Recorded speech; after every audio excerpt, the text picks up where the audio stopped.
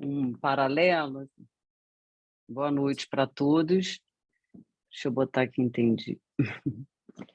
Eu trouxe algumas questões sobre a arte contemporânea. E eu fiz um curso, estou fazendo ainda, né, que me fez assim, que me convocou muitas coisas sobre essa questão do mundo psíquico, do sujeito, como que ele se apresenta na arte. Então eu vou ler aqui um pequeno texto que eu fiz e tentando criar esse paralelo e trazendo questões um pouco assim relacionadas à arte moderna e à arte contemporânea, né? Porque eu acho que a arte contemporânea ela traz essa convocação mais implicada nos tempos atuais, né? Então eu vou tentar aqui trazer isso de uma forma do que eu pude perceber lá nesse curso que eu estou fazendo. São vários, é um professor que já até eu fiz contato com ele, Tereza e Sandra, para ele poder vir também na Ciranda, é o João Correia, e ele ficou de realmente aceitar aí o Dois convite, mas só João, está dando... dois João, João Correia e o João Portinari, que aceitou vir Ah, tá. participar. Que bacana. A gente podia pedir a imagem para ele, porque ele já vai ceder a imagem para o evento de junho. Quem sabe ele cede uma imagem para essa ciranda. Vou falar com ele. Ah, que Ah, bacana, legal. era uma boa, né? Muito bom. E É. o João ele traz assim uma proposta muito bacana em relação a esse olhar contemporâneo pela condição de como é que aquilo afeta o sujeito, né? E como é importante a arte contemporânea no sentido dessa integração com o espectador. Isso é uma coisa que ele trabalha muito durante as aulas e eu achei assim, muito interessante para a psicanálise. Por isso que eu coloco como título esse como o mundo psíquico do sujeito se apresenta na arte. Então, eu vou dar uma lidinha aqui, é um texto super enxuto, é só para realmente a gente dar essa largada aí sobre a arte contemporânea. Freud, em 1930, no texto Mal-Estar na Civilização, elucida que o sofrimento vem por 3 vias: a degradação do corpo, o mundo externo, incluindo a natureza, e a relação com os outros. Nascemos do outro, isso já nos impõe uma relação de aprisionamento de histórias, situações pré-estabelecidas. Ao nascer, já possuímos uma dimensão genética e uma dimensão histórica, uma dimensão espectral que determina os sentidos das nossas ações. Esse bordeamento e limitação da qual nascemos permeia pela conjuntura do Estado e da cultura. E aí, Freud, no Mal-Estar na Civilização, cita o Christian Dietrich, falando sobre para fora deste mundo não podemos cair. Nessa questão de você estar sempre aí fadada a essa imposição das leis, a questão do Estado. E aí, daqui a pouco eu vou falar um pouquinho desse conceito que é trazido por um autor americano que fala sobre essa possibilidade de uma zona autônoma temporária. Então, o que se passa na contemporaneidade é o fato de que, para exercer essa suposta liberdade excentricamente conduzida, haveria um excesso sem consistência em me declarar, vide todos os apelos do mundo externo, exposições de atitudes rasas, sem reflexões e de um viés altamente exibicionista. Isso a gente vê nas estéticas, né, na moda, de um modo geral. A arte viabiliza uma visão palatável, pois engloba a criatividade e o clamor do significante alerta. Um pico de liberdade é a opressão e determinismo das regras, lei a qual o sujeito nasce. Esse pacto civilizatório não inclui egotrips desvairadas, mas a demonstração do que Hacking-Bay, que é esse autor do qual vou falar, pseudônimo de Peter Lambel Wilson, que nasceu em 45 e morreu em 22, criou o conceito de TAIS, que é a Zona Autônoma Temporária. Ele foi um historiador, um escritor, um poeta, um pesquisador do sufismo e um teórico anarquista. O livro dele, que foi lançado em 1985, leva o nome do conceito. Hacking é considerado o mais subversivo dos autores, surgido no final do século XX. É um livro que nomeia um fenômeno onde descreve como táticas sociopolíticas de criar espaços temporários que iludem e evitam as estruturas formais de controle. Esse fenômeno já existente apenas foi nomeado por ele. Ele fala que isso era uma coisa que sempre aconteceu, só que é ele que nomeia. Então, o que ele enfatiza nisso? Que a possibilidade da criatividade é o verdadeiro empoderamento. E aí ele traz 4 conceitos que elucidam esse fenômeno. O primeiro seria a diferença entre o bando e a família. Ele diz que o bando traz consigo o mesmo objetivo por uma causa. Produz credibilidade diferente da família nuclear, que é gerada pela escassez e resulta em avareza. Segundo fenômeno que ele prestigia aí, a festividade. É a cultura do lute do direito de festejar, uma maneira de estarmos juntos, livre dos pretensos gerentes do nosso lazer, diferente do espetáculo que traz a unificação espúria entre mercadoria e espetáculo. Isso aí é interessante porque é justamente disso que acho que Cecília estava falando, né, na vez passada, sobre o livro de quem mesmo, Tereza? Sobre a Sociedade Anônima do Espetáculo. Lipovetsky, que estava... Não, ela falou do Lipovetsky, mas ela falou esse daí, aquele Vargas Llosa. E Vargas Llosa, ele mesmo. Eu achei bem interessante isso aqui, porque ele fala um pouco sobre isso. O terceiro fenômeno que ele traz é o nomadismo psíquico, inspirado em Deleuze. O Tratado de Nomadologia, esse conceito é como uma visão de mundo pós-ideológico e multifacetado, que se move de maneira desenraizada da filosofia para o mito tribal, da racionalidade utilitária para a intuição.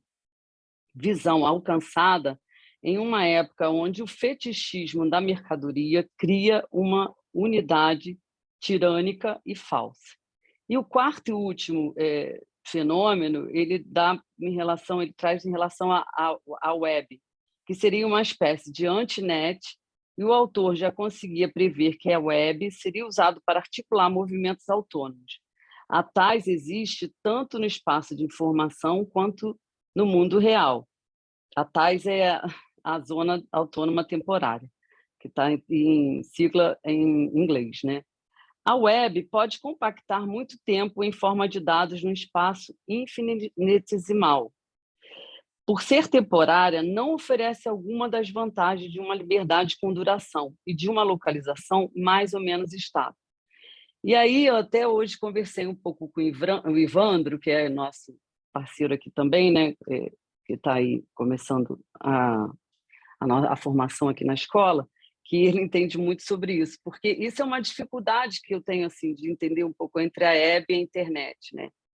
E lendo aqui, eu vi que a internet ela tem uma coisa muito mais objetiva, e a web passa por uma história muito mais ampla sobre a condição de alcance. Inclusive, tem aqui uma definição que eu achei bem interessante, que fala assim: a net começou a emergir um tipo de contranet, que nós chamamos de web, como se a internet fosse uma rede de pesca e a web as teias de aranha tecida entre os interstícios e ruptura da net.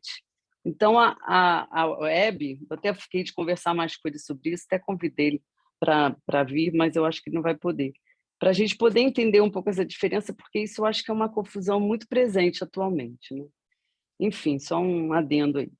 Diante disso, podemos elaborar que a Zona Autônoma Temporária, compreende um certo sinal de alerta onde, impregnados pela cultura e pelo Estado, somos constituídos por essa dimensão histórica que aparece no corpo, nas inclinações, nas nossas pulsões e nos nossos sintomas. Ou seja, somos a história dos desejos desejados.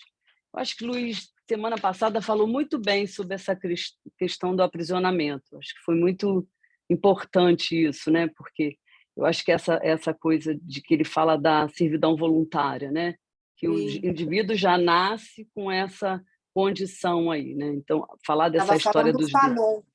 Ele trouxe isso, o Fanon. do Fanon, Se a história é tempo, como declara ser, então um levante, que ele chama dessa zona onde você pode ter esse tipo de liberdade, né? Ele chama de levante. É um momento que surge acima e além do tempo, viola a lei da história. Se o Estado é história, como declara ser, então o levante, a tais, né, é uma experiência de pico se comparada ao padrão normal de consciência e experiência.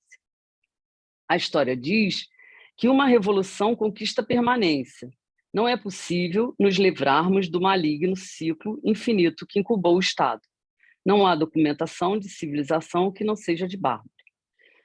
Por isso, a Tais é uma espécie de rebelião que não confronta o Estado diretamente. É uma operação de guerrilha que libera uma área de terra, de tempo, de imaginação e se dissolve para se refazer em outro lugar, em um outro momento, antes que o Estado possa esmagá-la.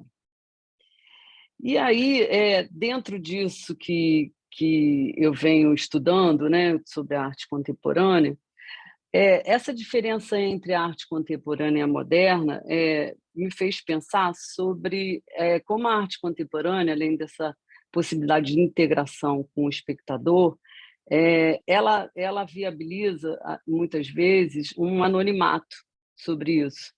E isso traz uma certa aproximação entre o artista e o espectador ali, né? Então, eu acho que a arte contemporânea ela é mais generosa nisso.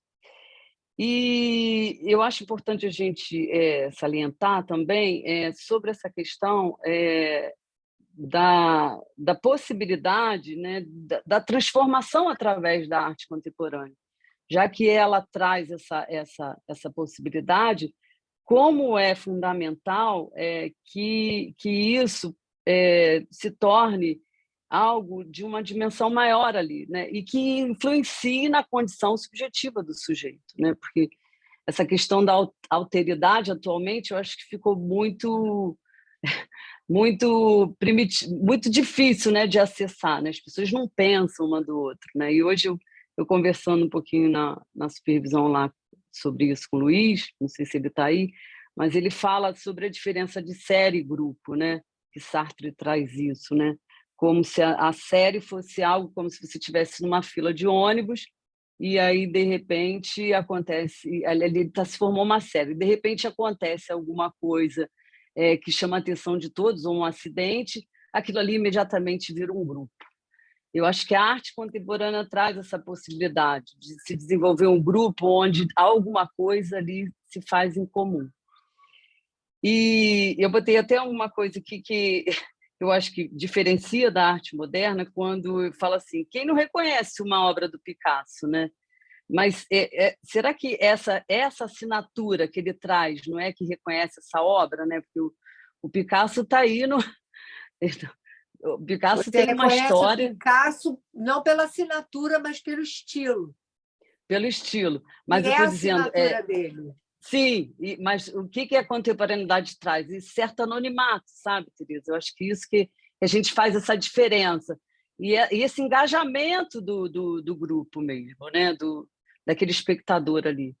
Né? Mas você Então, trouxe uma coisa interessante que eu queria sublinhar. Você trouxe a questão, né, do Estado. E existe uma diferença entre Estado e nação. A nação foi alguma coisa que, no período pós-Revolução Francesa, era pretendido que se pudesse, por exemplo, fazer da França uma nação, né? Uma nação que implica numa integração do povo, né? Em cima dessa ideia, né? De fraternidade, igualdade, como é que é? Liberdade, igualdade e fraternidade, essa fraternidade. E, entretanto, o que se instalou foi o terror. E é curioso, porque tanto estou dando o exemplo, né, da França durante a Revolução e pós-Revolução, mas a ideia do Estado, o Estado é alguma coisa fria, é o oposto da ideia de nação. É como se você pudesse pensar o Estado uma coisa fria, distante, vertical, né? Enquanto que a ideia de nação é uma coisa quente, é uma coisa acolhedora, é alguma coisa que caminha unifica, né? mais na direção da integração das diferenças, não do desaparecimento das diferenças, justo o contrário, no convívio das diferenças. O Estado ele é frio, a palavra é essa. Ele não está ali para considera fazer uma espécie de individualidade. contenção, né? Como se fosse uma imposição. Não leva em conta o desejo. E é curioso, porque as novas democracias, né, que emergiram do século XX, elas têm essa característica de serem constituídas em torno do Estado. Sim, sim.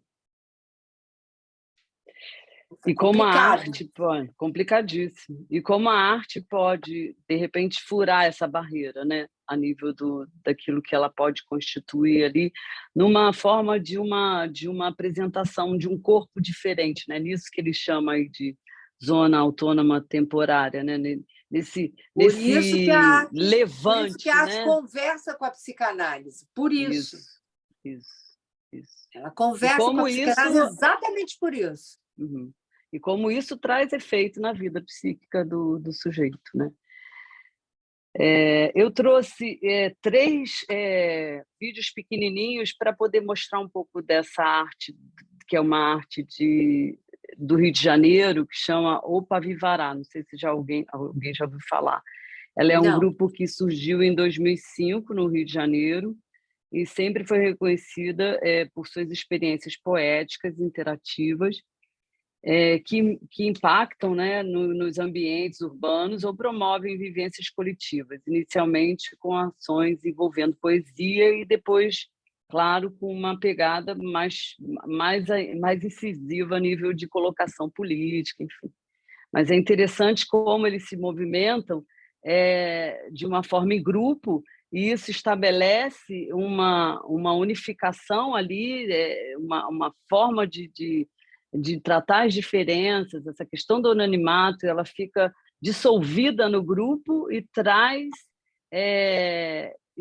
uma possibilidade de um evento artístico mesmo, né? E revolucionário, né? Eu acho que dentro da contemporaneidade, eu acho que isso que é importante, né? Quando você pergunta que sujeito é esse, né? Esse sujeito criativo que pode aí trazer uma outra linguagem, né? Disso que é relacionado ao outro, né? Quantas pessoas aí segregadas também, quantos suicídios, quantos homicídios, feminicídios e etc. aí que falta isso, né? Falta esse. Enfim, é uma questão meio, vamos dizer assim, meio utópica, mas acho que a psicanálise tem que pensar nisso, né? Tem que interagir nisso, né? Tem que ali acender uma luz, fazer um levante nisso, né? E aí, dentro desse trabalho, né, o João Corrêa, ele traz uma possibilidade, ele pega, além do Opa Vivará, que vai passar aí o vídeo, ele traz uma possibilidade para os alunos, os alunos são os mais variados possíveis, né, todo tipo de profissão, que é sobre ler através do olhar contemporâneo. E aí ele edita alguns textos e esses alunos eles gravam esse vídeo e ele coloca lá nas redes sociais. É bem interessante o efeito, e eu fui uma dessas pessoas, então eu trouxe aqui também para a gente, para poder compartilhar com vocês, que ali é uma forma de você, além da questão da arte, né, com da literatura, através da arte, tem essa questão também desse despojamento, dessa possibilidade ali do sujeito entrar em contato com questões muito dele, né, através da leitura. Enfim, era isso que eu teria para trazer hoje. Vou passar os vídeos e depois, se quiserem fazer um comentário, porque a gente ainda tem a Sandra aí para falar algumas coisas aí. Alexandre, por favor. Vou colocar, só um minutinho.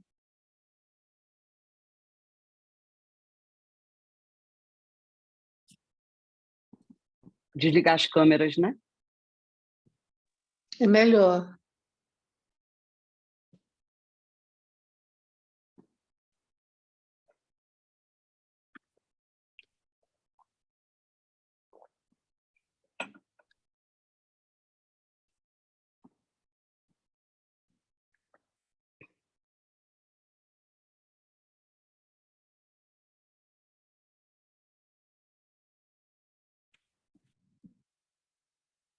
Tá aparecendo a página da Globoplay? Tá, ok. Tá.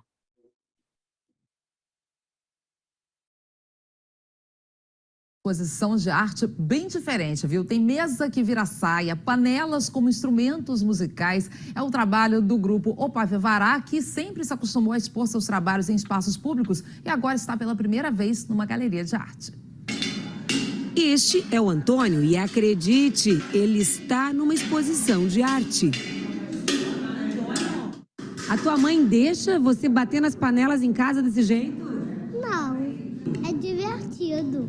E não são só os pequenos que fazem barulho por aqui, não.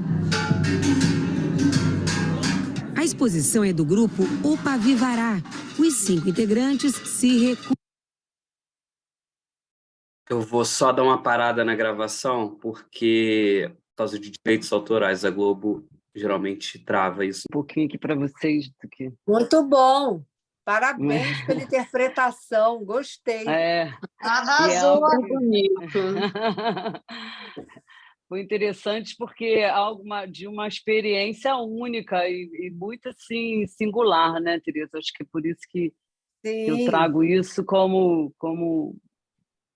algo assim de uma, acho que de um ponto assim de um despreendimento, né, sobre as questões, né, essa inibição aí que muitas vezes a gente acaba criando, né?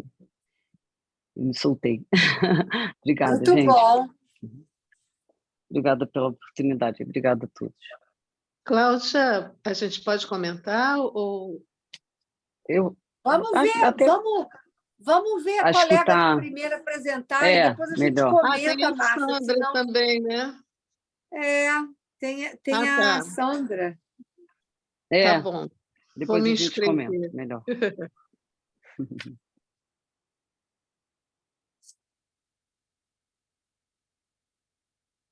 Bem, então eu vou apresentar o meu trabalho, que é muito pequeno, e que eu intitulei aqui... Vocês estão me ouvindo? Sim. Estão me vendo também? Sim. Olha, eu intitulei, é um título provisório, Bases para uma reflexão sobre o nosso tempo. E eu fiz aqui uma inspiração nos meus autores de estimação, que depois eu vou mostrar aqui. Mas aqui eu vou introduzir o assunto. Freud faleceu em 1939 em Londres. Estava vivendo no exílio e via o mundo ser tomado pelo totalitarismo e o clima avassalador que antecedia de perto o desencadear da Segunda Grande Guerra. O mundo se apresentava diante dele com uma configuração. 3 décadas depois, Lacan, que o seguia de perto, pesquisando minuciosamente sua obra, já com a perspectiva do pós-guerra e a recente Revolução de 68, percebe uma mudança no funcionamento social capaz de produzir alguma repercussão na subjetividade. Decide, então, repensar o laço social, baseando-se nas profissões impossíveis de Freud: governar, educar, analisar e, muito inspirado nos estudos sobre a histeria, fazer desejar. Propõe inicialmente 4 discursos, o do mestre, do universitário, da histérica e do analista, aos quais acrescenta um 5º, que seria um esboço de modificação na estrutura do discurso do mestre. Essa proposta foi apresentada em Milão, em 1972. E ela não obteve a unanimidade dos discípulos de Lacan. Ela ficou controvertida. Observa Lacan em 1970. Alguma coisa mudou no discurso do mestre a partir de certo momento da história. Não vamos esquentar a cabeça para saber se foi por causa de Lutero ou de Calvino ou de não sei que tráfico de navio em torno de Gênova ou do mar Mediterrâneo, pois o importante é que, a partir do certo dia, o mais de gozar se conta, se contabiliza, e aí começa o que se chama acumulação de capital. O discurso do mestre é a voz dominante numa cultura. Ele, pensado em termos contemporâneos, corresponderia ao discurso do mestre capitalista, desdobramento do discurso original e que amplia as possibilidades de pensarmos o laço social que já se distancia, assim percebeu Lacan, daquele do antigo mestre e guarda a relação mais próxima com a do capitalista e seu empregado. É importante observar que o discurso do mestre capitalista ele não promove o laço social, ele impõe uma ruptura no laço, né? O mestre capitalista, nas palavras de Melman, se caracteriza pela insaciabilidade, sempre mais. Diz o autor, não há capitalista que possa dizer que um determinado número basta, que está tranquilo e satisfeito. Isso seria fazer uma injúria ao jogo capitalista. Além de Freud, Lacan recorreu a Marx para ampliar sua reflexão sobre os problemas fundamentais da psicanálise, os discursos, o sintoma e o gozo, nesse seminário 17, apresentado como Mais Gozar. O discurso do capitalista mostra-se mais conveniente às condições econômico-sociais no capitalismo avançado. É um discurso que imprime velocidade às transformações e busca incluir objetos e atividades, quaisquer que sejam, nos circuitos de troca, nesse grande mercado, como disse Lacan, no qual tudo se consome. E o próprio sujeito, por vezes, coloca-se como objeto. Nessa lógica dos circuitos de compra e venda, tudo passa a ser precificável, tudo tem um preço. É hora de nos perguntarmos, e o princípio de Kant? Kant em Metafísica dos Costumes. E o princípio de Kant, segundo o qual só as coisas teriam um preço, pessoas teriam valor, não fariam parte dos circuitos de compra e venda, e só assim teriam dignidade. Eu vou me referir a um livro que foi publicado pelo Baudrillard no século passado, é um pensador francês já falecido, e ele fez, no fim do século, ele publicou um livro chamado A Troca Impossível, que é justamente esse momento na cultura em que cada homem passou a ter seu preço, né?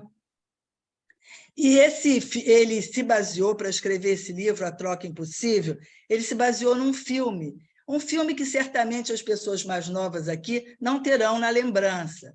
Era um filme chamado Proposta Indecente, em que aparecia o Robert Redford e a Demi Moore, eles dois estavam no auge da sua sedução, né? Esse é um filme de, acho que 1990, por aí. E, assim como A Face do Capitalismo é extremamente sedutora, esses dois atores estavam assim, no auge da sua sedução, beleza. do seu beleza e charme, não é? E fama também. E nesse filme aparece o personagem do Robert Redford fazendo uma proposta a Demi Moore. Por que ele faz essa proposta? Porque a figura da Demi Moore é muito próxima a um fetiche que ele guarda dentro da forma masculina de amar, não é? Muito mais aproximada do fetiche. E aquela mulher, ela encarnava o mais próximo possível do fetiche dele. Então, ele faz a proposta de, por uma noite de amor, pagar $1 milhão. Então, acontece o casal, né, a Demi Moore, que estava fazendo o papel de Diana, com o marido, que era um jovem arquiteto, eles resolvem, deixa lá, uma noite só, vamos fazer essa venda. E fazem a venda, né?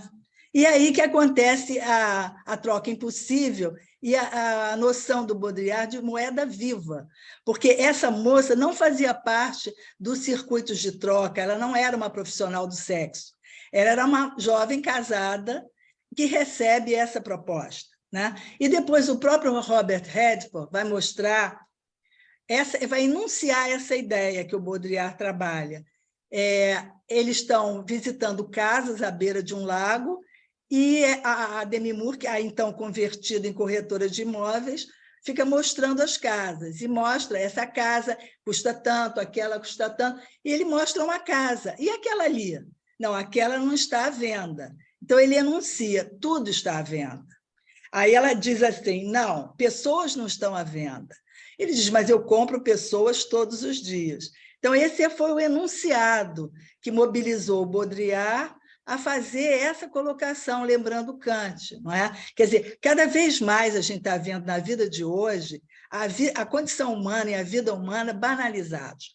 Compra-se a morte de alguém por um preço bem pequeno hoje. Então, foi uma revolução de Kant para cá, né? Então, assim, houve uma inversão na lógica, que teria banalizado e muito a condição humana.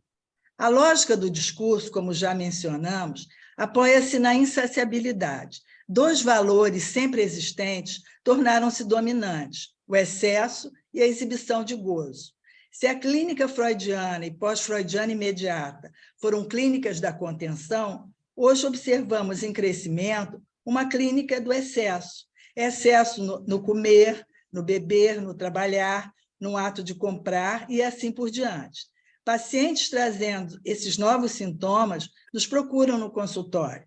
Como expandir o legado de Freud para atendermos às condições que se apresentam? Então, assim, essa é apenas uma introdução para nós pensarmos essa ideia. Eu vou mostrar esses autores, que são autores contemporâneos. Esse é o Turque, Christoph Turque, que publicou em 2010 Sociedade Excitada. É um autor, hoje é professor emérito da Universidade de Leipzig, na Alemanha, e ele analisa esse aspecto algo maníaco que ele observa na sociedade alemã, né? E ele, inclusive, tem escrito ultimamente sobre a hiperatividade, até analisando até que ponto as crianças são genuinamente hiperativas ou se existe algum fator social implicado nessa aceleração das crianças. O outro autor é o Byung-Chul Han, que é um autor que está publicando muito pela editora Vozes. Também... Mostra a capa do livro. Está vendo? Não estou vendo, porque não está aparecendo o nome dele. Olha, eu vou mandar depois a foto, então. Tá bom, esse autor é muito curioso, porque ele é nascido na Coreia do Sul e ele é professor hoje na Universidade de Berlim. E ele só reflete o nosso tempo. E o que eu acho interessante é que ele acabou de publicar também a filosofia do Zen budismo. Então, ele é uma das poucas pessoas que tem uma visão do Oriente e do Ocidente, porque nós falamos muito em relação à sociologia, à antropologia nos países ocidentais, mas ele, por ter nascido na Coreia, teve acesso a essa filosofia zen budista, e ele consegue ter uma visão que eu acho bastante interessante. E esse livro aqui é Sociedade do Cansaço, e esse é Favor Fechar os Olhos. Não concordo com tudo que ele coloca. Ele, inclusive, não concorda com o Turque, porque ele não coloca a nossa cultura como acelerada. Eu acho que o próprio discurso imprime velocidade, né? Mas ele coloca uma dificuldade que nós estamos tendo em finalização. Em conclusão, esses dois são filósofos, eles se arvoram um bocadinho a interpretar psicanaliticamente. Então, nesse caso, eu acho que eles desviam um pouco. Mas, como pensamento, eu estou consultando os dois, porque eu acho que podem ajudar essa reflexão. Então, era isso, eu ainda não fiz uma articulação com a literatura, porque isso é uma coisa que me acontece, eu procuro não procurar racionalmente, mas em breve vai aparecer. Ótimo, era isso que eu queria dizer. Se houver alguma crítica dos colegas, vai me ajudar. Sim, também estou nessa. Eu gostei muito das duas, da apresentação das duas. Mas eu queria te perguntar, Sandra, o que você pensou, né? Quando você escolheu esses autores, o que você pensou que eles poderiam te ajudar, que eles poderiam esclarecer ou trazer subsídios, né, para você pensar, inclusive, o tema que a gente escolheu né? Para essa ciranda. Que sentido que você pensou em articular a psicanálise aí? Eu pensei a seguinte questão que me mobiliza muito. Noto uma espécie de uma ruptura no laço social e uma ampliação da violência. O Luiz Alberto apresentou na semana passada uma sessão muito interessante em que ele coloca como a ideia de civilização ela traz consigo a ideia de barbárie. E é verdade, você, observando as civilizações, a história da civilização, você vê que está impressa a barbárie e a violência absurda, né? Agora, eu fico pensando, e estou tentando articular, essa inflação, esse inflacionamento narcísico com ampliação das práticas de violência na nossa cultura. Então, nesse sentido, é que eu procurei embasamento dos pensadores, porque eu fico pasma. Acabou de haver aí o esfaqueamento de uma professora na sala de aula, episódios desse tipo. Então, me parece que fazem um apontamento para essa possível ruptura do laço, no sentido de que você não tem mais uma região protegida. Está valendo tudo em qualquer lugar e momento. Mas, como eu sou tocada por essa questão, não é? Eu estava tentando articular com a situação de uma violência colocada em níveis críticos. Foi esse o pensamento que eu tive. Por isso é que eu recorri ao embasamento dele. Mas a minha base é a clínica. Sim. Aberto para falar, como é que é?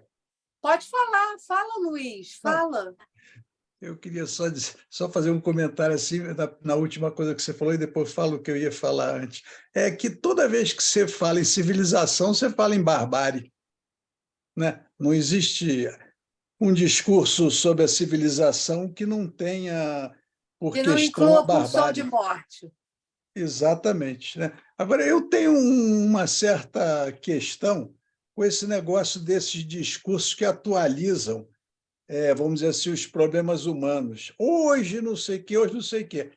Eu não entendo bem assim, né? Eu sou, francamente, dentro daquela teoria que o que se aprimora é máquina, o homem não se aprimora. Então, o funcionamento é fundamentalmente quase que a mesma coisa. Então, você veja, você citou Jean Baudrillard. Eu nunca li esse livro aí. O que eu conheço do Jean Baudrillard, até porque na época A Sombra da Maioria Silenciosa. Não, esse é maravilhoso. É o da sedução. Ah. Né? Porque eu trabalhei esse texto muito tempo com a Circe, lá na PUC. Circe, que hoje falecida, grande professora, né? Mas o que eu ia dizer é o seguinte, se você pegar, você pegou o filme aí Proposta Indecente. Da Proposta Indecente. Né? Agora, eu pergunto, a Proposta Indecente, se você pegar o texto do Freud lá, do terceiro prejudicado, você pode encaixar também na Proposta Indecente.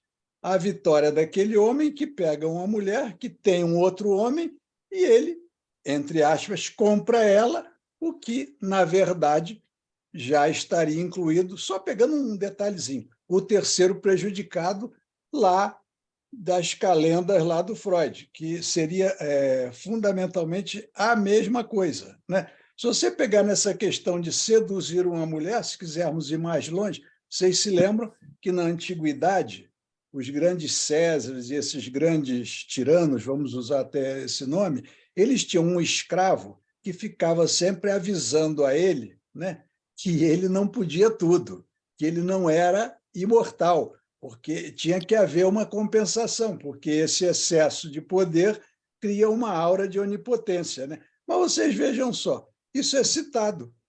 Por que Júlio César deu a Cleópatra uma pérola no valor de 6 milhões de sertécios? Isto é total sedução, né? Isto é uma sedução em alto nível.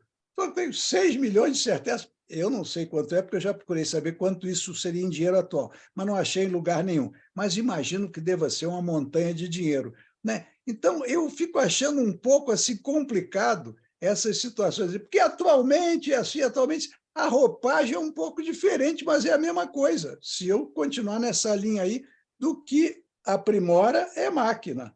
Posso responder Pode falar, pode me interromper, não tem problema nenhum, não. Vamos em frente. Olha, muito obrigada pelo seu comentário. Muito obrigada, porque sempre me enriquece a todos nós.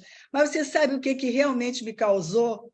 Foi o seguinte, eu tive o privilégio de estar trabalhando no início dos anos 80.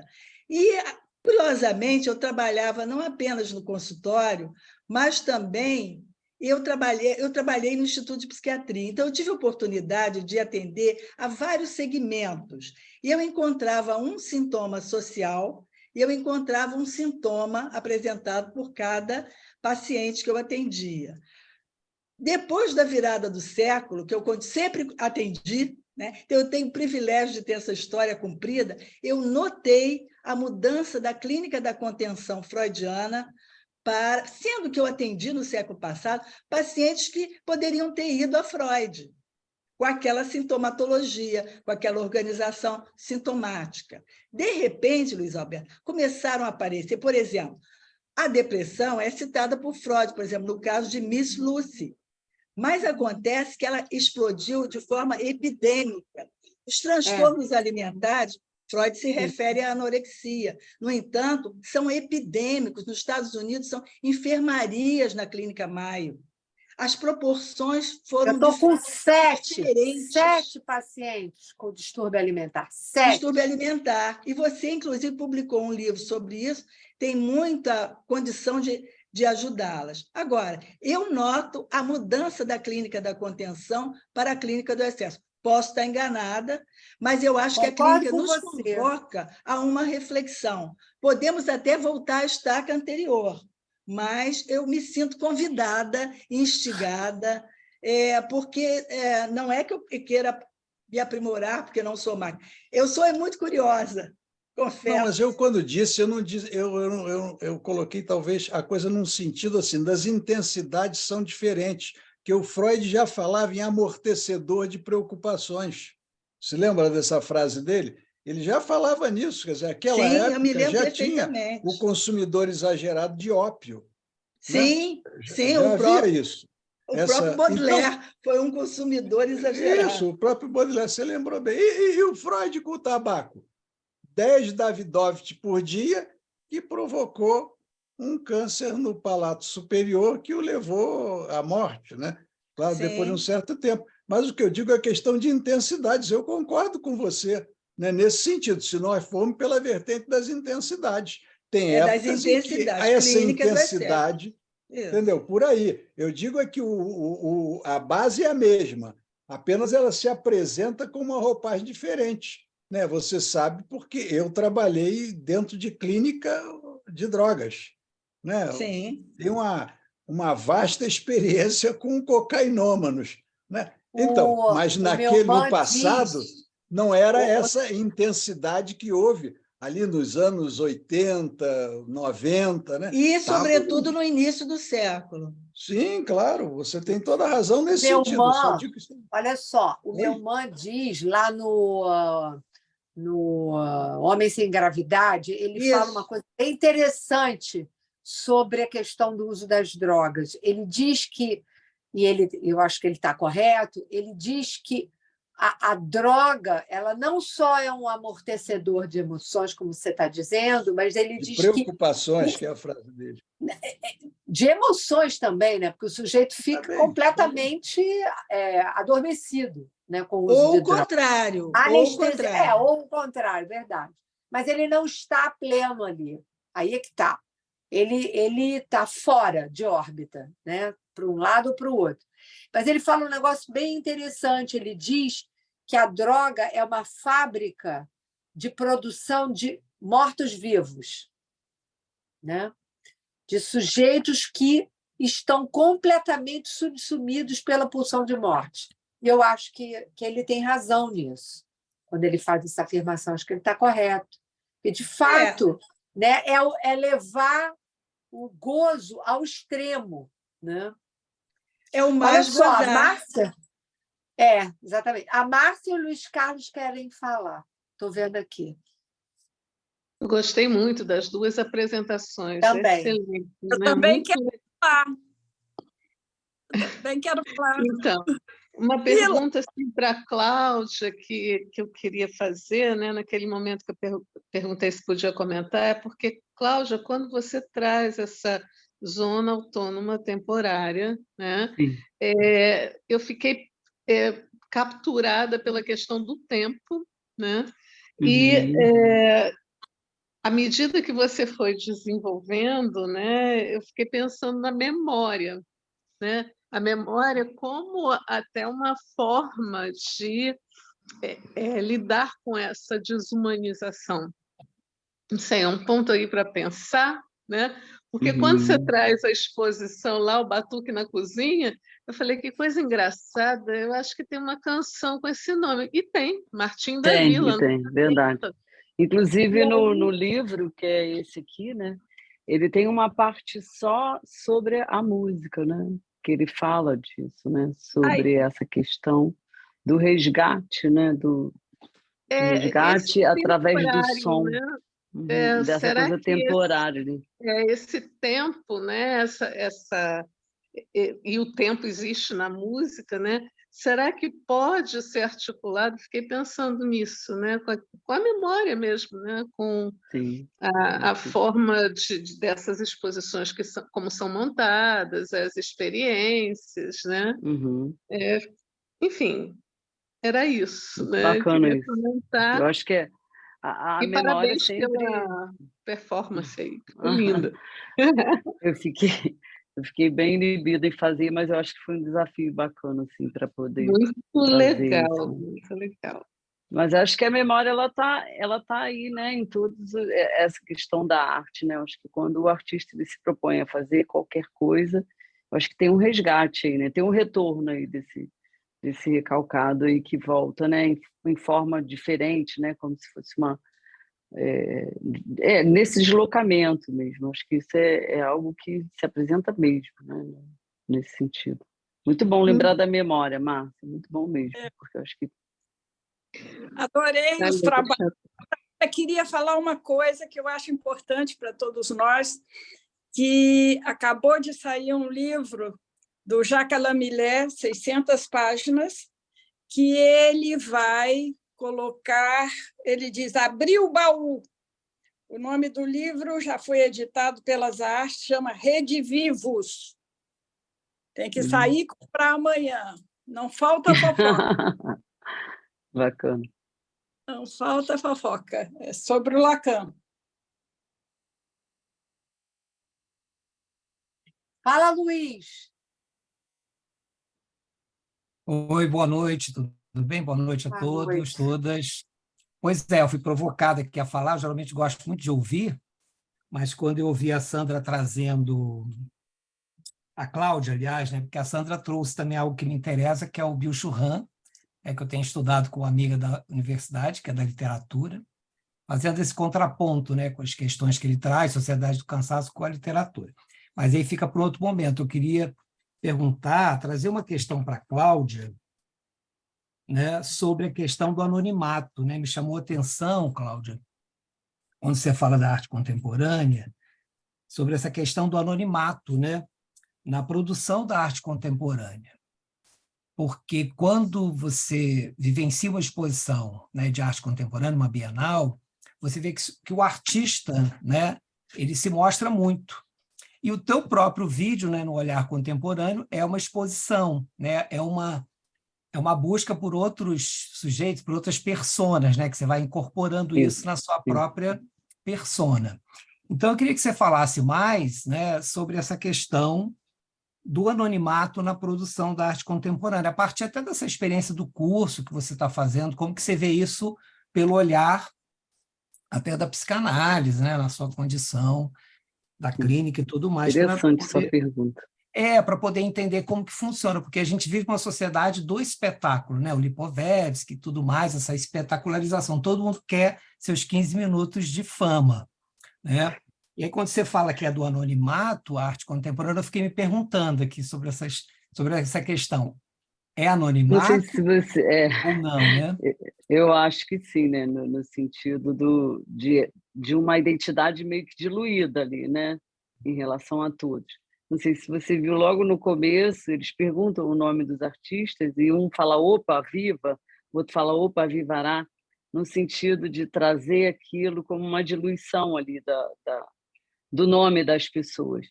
E o próprio Hackenberg, né, ele é um pseudônimo dele, né, ele traz o autor do livro.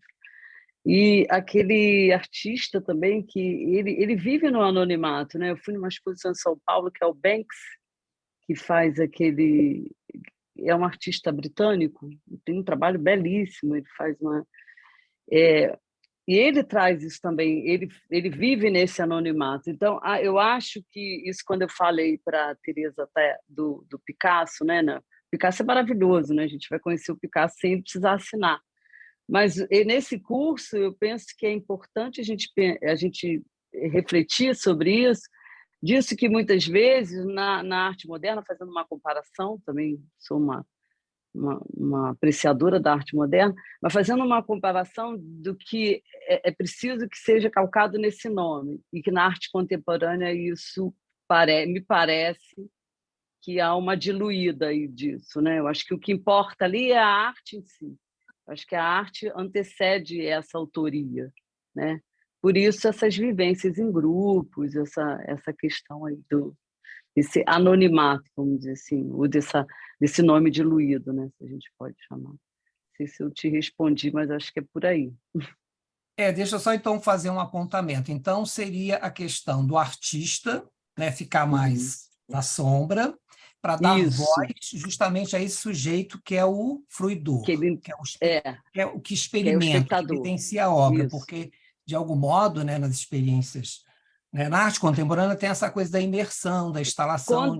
De uma certa contemplação, né?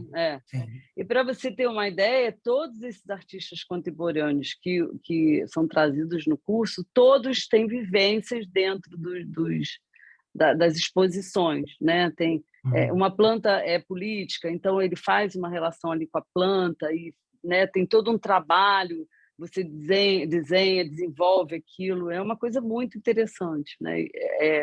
É algo que dá uma fluidez ali no olhar do espectador. Eu acho que a gente está vivendo isso nessas exposições, né? A Frida Kahlo também, a exposição integrativa dela é muito interessante, né? Porque você o tempo todo ali você está meio que vivenciando as questões apesar de ser altamente nomeada, né? Mas tem algo seu ali que é resgatado.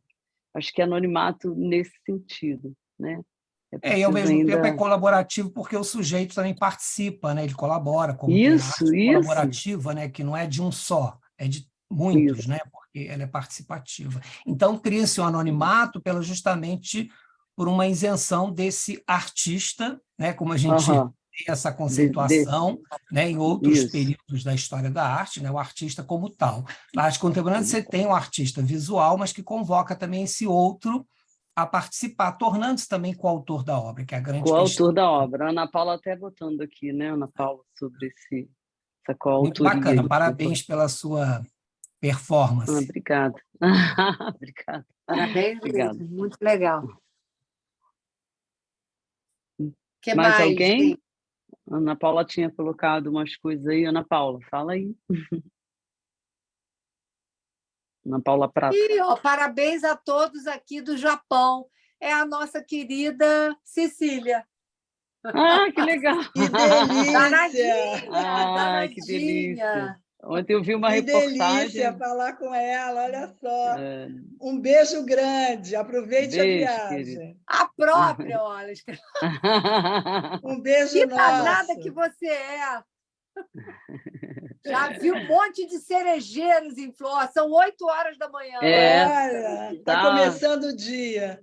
Está floreando. Estamos né? com saudade das suas observações, Cecília. Cecília.